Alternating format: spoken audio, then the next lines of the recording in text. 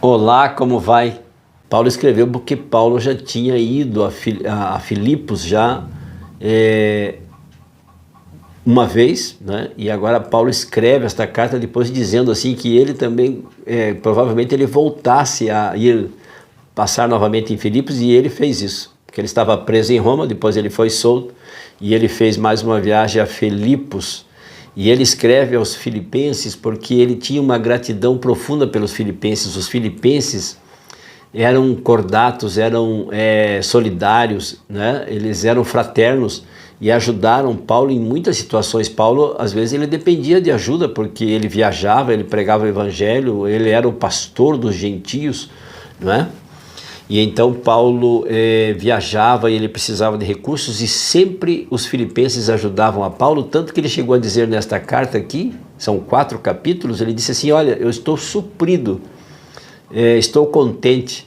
E ele fala então de como nós devemos enfrentar o mundo, né, os cristãos, com alegria, mesmo no momento das dores e nos momentos das coisas aprazíveis. Devemos nos alegrar, né? Alegrai-vos sempre no Senhor. Outra vez, alegrai-vos, ele diz aqui em Filipenses, e no verso 8 ele diz assim: em que pensar, caros amigos e irmãos de Filipos? Finalmente, irmãos de Filipos, ele diz assim: tudo que é verdadeiro, tudo que é respeitável, tudo que é justo, tudo que é puro, tudo que é o que é amável, tudo o que é de boa fama, e se alguma virtude há, e se algum louvor existe, seja isso o que ocupe o vosso pensamento. Não sei se vocês sabem, mas nós somos aquilo que pensamos.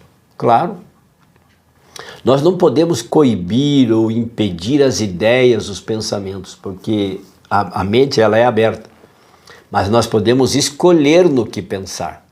Se pensamentos impuros invadem você, te agridem você, afaste os pensamentos. Eles podem vir, não é pecado você vir o pensamento. Agora, o pecado está em você ficar pensando naquele pensamento, e você fica acariciando aquele pensamento, e você fica desenvolvendo aquele pensamento, você fica dando vida para aquele pensamento. E o que acontece?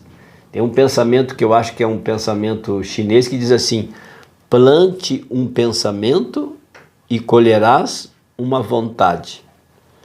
Plante uma vontade e colherás uma ação. Plante uma ação e colherás um vício. Plante um vício e colherás a destruição de si mesma. Então, alimentarmos aquilo que pensamos é o que nos faz, que nos transforma numa personalidade. Nós abrimos a nossa mente para as coisas puras, as coisas boas, as coisas respeitáveis, não é?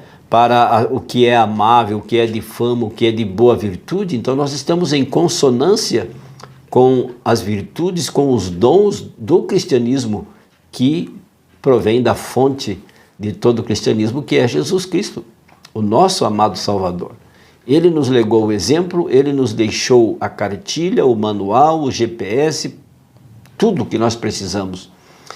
E então cuide do vosso pensamento, cuide daquilo que você estabelece como plano de vida, como ideia. Como ideias, você pode ter muitas ideias, mas procure aquelas que estão afinadas, que estão alinhadas com a santa palavra de Deus, com as diretrizes que Deus estabeleceu aqui na sua palavra. Aqui neste verso resume todo o cristianismo. Paulo diz assim: vejam o que eu fiz, vejam como eu fiz, sigam o meu exemplo. Paulo diz aqui na carta de Filipos, aos filipenses: sigam o meu exemplo daquilo que ele pregou para eles, daquilo que ele falou da salvação, da justiça, do amor de Jesus, do perdão, da salvação, da eternidade. Então ele diz assim: vejam isto, mas além de tudo isto, coloquem em prática aquilo que eu vos ensinei. Está você passando por dificuldades? Os seus pensamentos são impuros? Os seus pensamentos têm transformado você num escravo do vício daquilo que você plantou? Pois jogue tudo isso fora, enterre tudo isso, colocando toda essa sujeira, junte com a pá. Sabe como é que a gente junta lixo? Varre, varre, varre com a pá e joga fora. Mas só que tem uma coisa, você pode decidir fazer isso, escolher coisas boas e melhores, mas as sujas você tem que pedir pelo amor de Jesus, clamar pelo sangue de Cristo para que Jesus limpe, purifique você deste mal.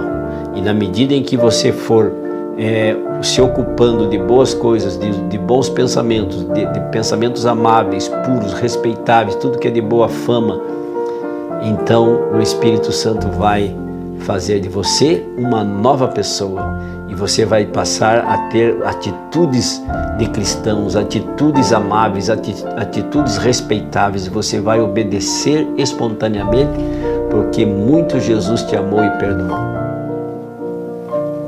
Sabia disso? Vamos orar?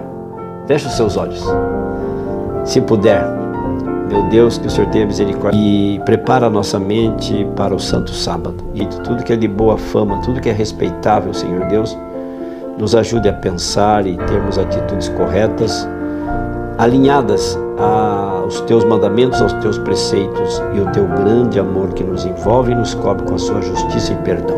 Em nome e pelo amor de Jesus, agradecidos, oramos e rogamos pela presença do Espírito Santo. Amém. E lembre-se, amigo, amiga, aquele que ouvir a palavra de Deus, este habitará seguro, em paz, tranquilo e sem temor. Fique com Deus. Amo vocês. Tchau, tchau.